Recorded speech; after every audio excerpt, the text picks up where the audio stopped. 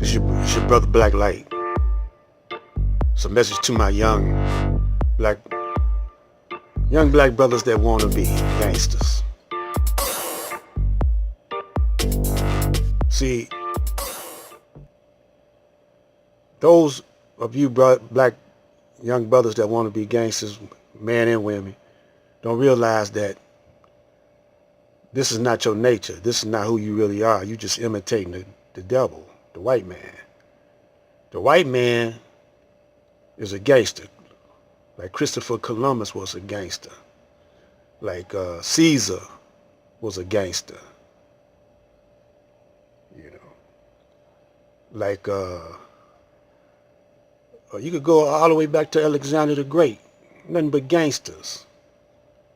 You know, they warlike. And they gain profit by terrorism, taking, killing. They glorify all of those attributes. They devils. They're very corrupt. Our culture wasn't like that. The black man's culture wasn't like that. I don't care what they tell you. Our culture wasn't like that. We didn't have jails. We didn't have wars every 5 minutes. But this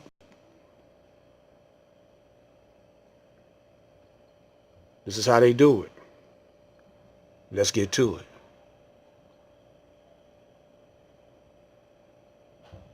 This is all profit, you know. Brothers, young gangster brothers, they watch these kind of movies thinking that they're going to be different. In America, do poverty and wealth exist so closely to one another as in New York City?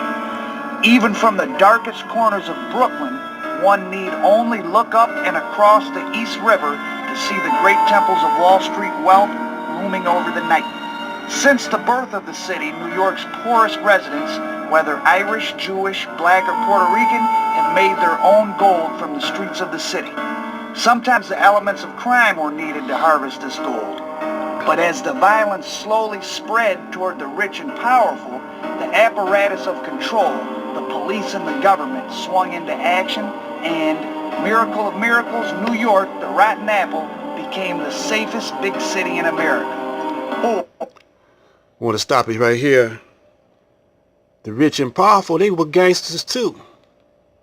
You know, this is their system that they put in place. It's a gangster type system.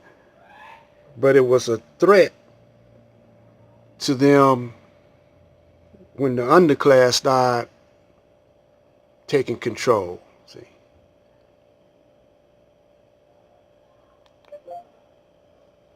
Let's do it. Or that's the official story.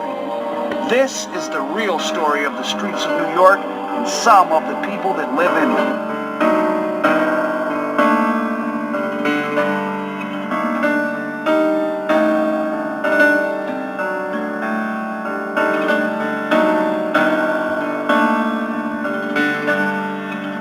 New York City, 1970. Heroin is king.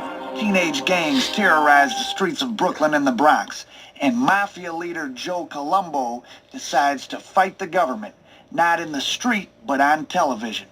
I have always maintained and said there is no mafia, there is no Cosa Nostra. And I said that this was only a harassment of the Justice Department, of the administration, and the law enforcement agencies, for no other reason than to hurt people, to hurt children, and to brainwash and use the Italian people as the scapegoat for each and every crime that's committed in this country.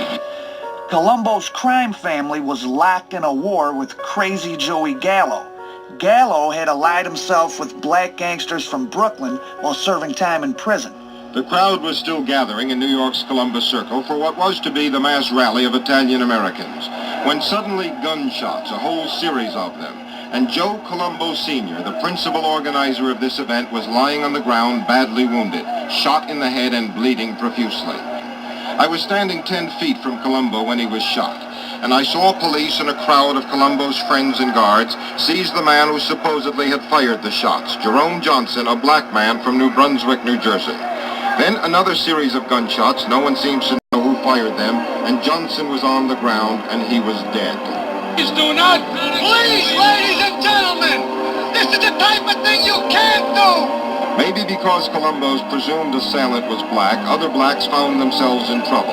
This angry fright on the fringe of the crowd when it was alleged a black man had pulled out a hatchet. The speculation that Joey Gallo was behind the black assassin of Joe Colombo was never proven, but it certainly showed how crime and drugs could unite the gangster tribes of New York across racial lines.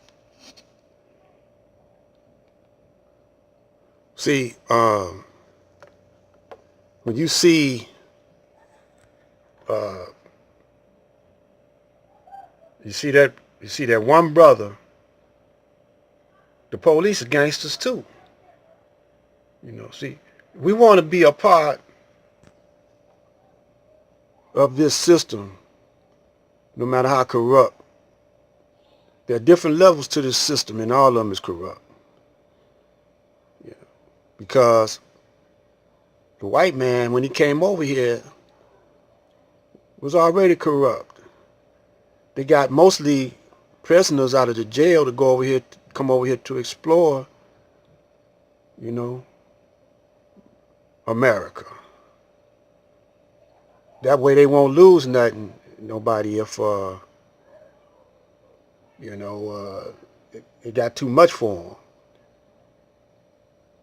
But when the gangsters settled over here in America, they took over, they seen how gullible the people were, and, you know, they didn't have that kind of nature. Yeah. Now remember this, now they were already in Africa, colonizing those people over in Africa, already over in Australia, colonizing those brothers over there, you know, because our nature and our culture is different.